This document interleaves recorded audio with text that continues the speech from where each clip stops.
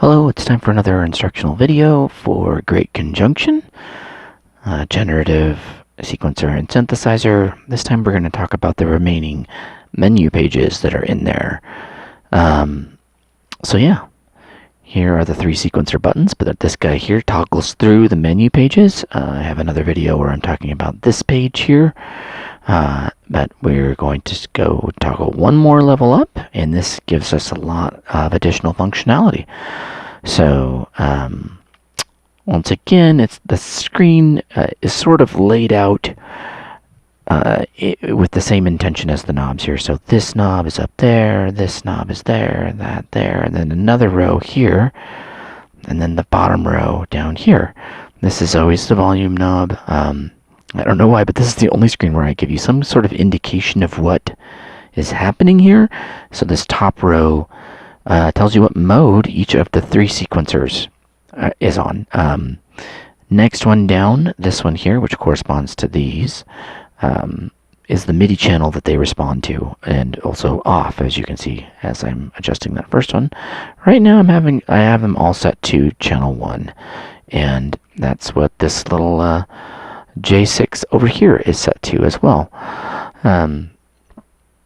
The bottom row have to do with transport and clock. So if you're syncing to external devices and you want this guy to send clock to another device, you can send it either USB or the TRS MIDI output, or both. If you want the GREAT CONJUNCTION to receive transport messages, you can set it to USB, TRS, or both. So you can either send or receive, or send and receive, and you can select which of the two MIDI or both MIDI devices on board here you're communicating through. You can also send MIDI clock, which is based, I'm going to toggle. Here's our tempo. So you can send clock based on the internal tempo. So you can turn off sending clock. You can send clock via USB, or you can send clock via TRS, or both. And that is sending pulses out, 24 ppqn for those of you who want to know the resolution. And then it can also receive clock from external devices. So right now it's set to run on its own internal clock. It can also receive clock via MIDI or clock via TRS input. The most interesting thing on this page, I think, this is all great for functionality with integration with other gear, but the modes, I think, are going to be of the most interest right now. We'll concentrate on just one sequencer, and it says monf. That's a monophonic sequence, and it's free running. The next would be chord free running, monophonic retriggering, chord retriggering, and then key mode. And let's go through each one. So monophonic sequence, I'm just going to hit the play button here. We're going to toggle over to this. This is the sequence we'll be listening to that's set to a monophonic free running sequence.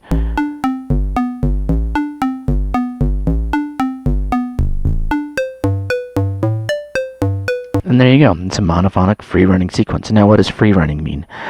Well, free running, when we get to these, whoops, sorry, wrong knob. When we get to these R ones, the retriggering, that will tell you the difference between a free running with a capital F and an R, which is a retriggering. So, once again, monophonic free running. Let's switch it over to chord. We'll hear the same sequence, but with some randomly generated chords. And of course, these will respond to the different scales.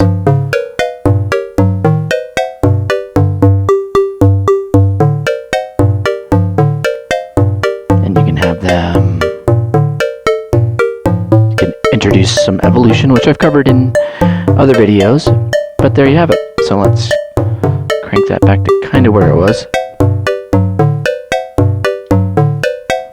and we're going to put it back in mono mode. Those notes, whether they be the monophonic or chord notes, are transmitted out on channel 1. So if you want to sequence other gear with monophonic sequences or chord sequences, you have 3 different chances here. So, or different sequencers to send out from. Let's go over to this retrigger thing here. So I'm going to send, this is MIDI out into here, into the MIDI end, MIDI in, and we'll just see.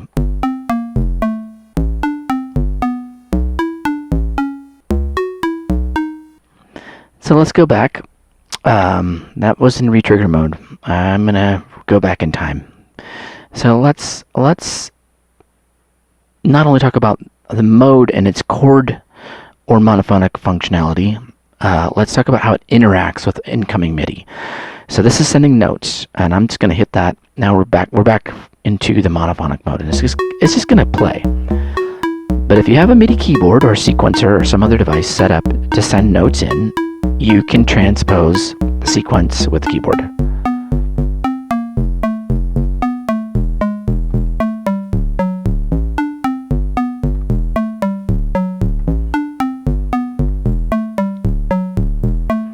So that's what that does, and same with free running chord. Let's get it going.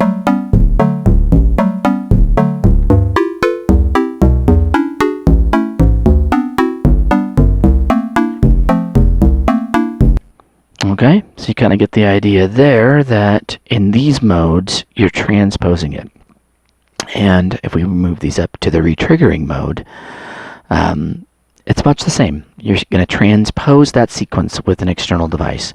But in this case, the note on message, when I press this down, will start and stop all sequences.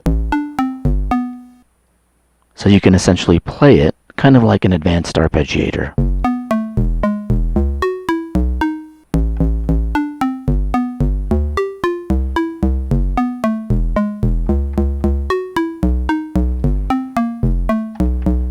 So that's how that goes.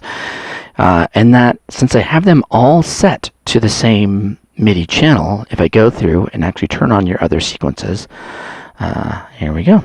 Let's see what happens. I'll hit play. They're all in. Well, let's get this last guy, the straggler. And it doesn't matter. It only takes one of the sequences in retrigger mode to retrigger the entire thing. They're all tied to the same clock, so you can't retrigger them independently. But let's hear what this sounds like when we get them all going.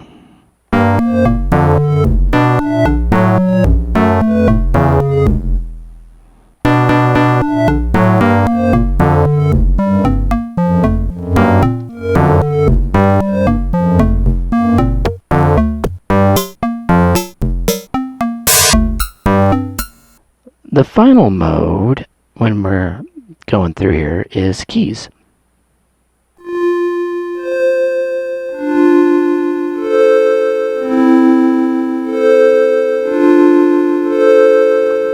So, in key mode, you're essentially playing it as an external keyboard, and you can get in and go into the FM settings for that sequencer and make all the changes you want and treat it as a keyboard module if you want. Now, if you run the sequencer, it's still going to interact in conjunct with the other sequences. So let's get this sequencer going.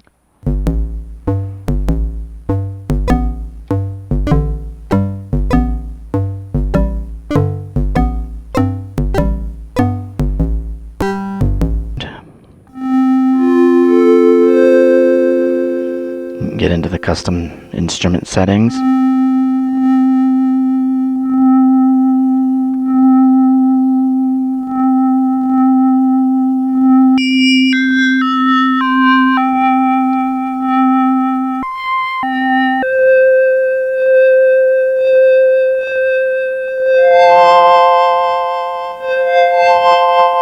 And there you have it.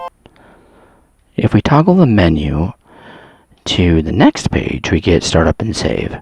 This one's pretty straightforward. You've got knob 1, pretty much your only control.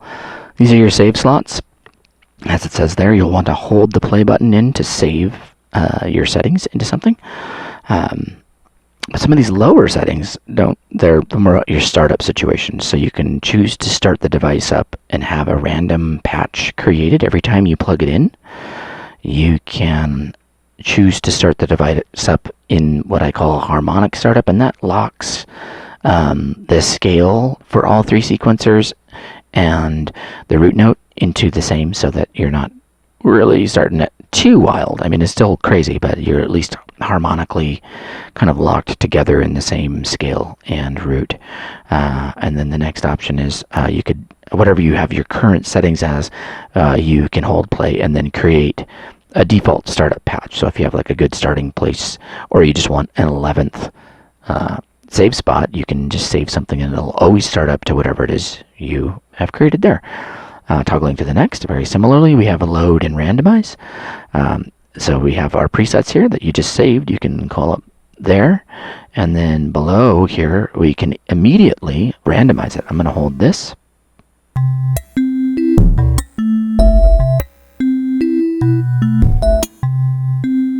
Randomize again.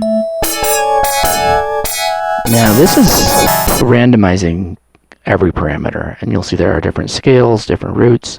So once again, in the load and randomize, I've put in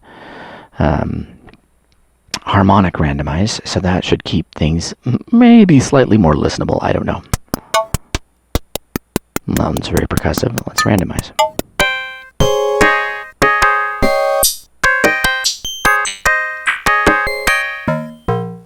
The last one I'm going to talk about is hold randomize, and so that one allows you to keep your root and scale settings. So if you have a melodic kind of area that you like that you're in, like this,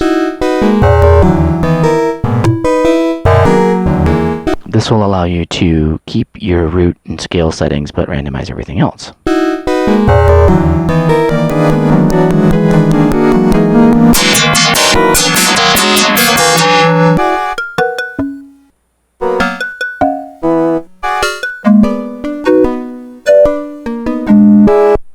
So whereas harmonically randomizing will actually randomize the root and scale but keep them the same when you randomize it,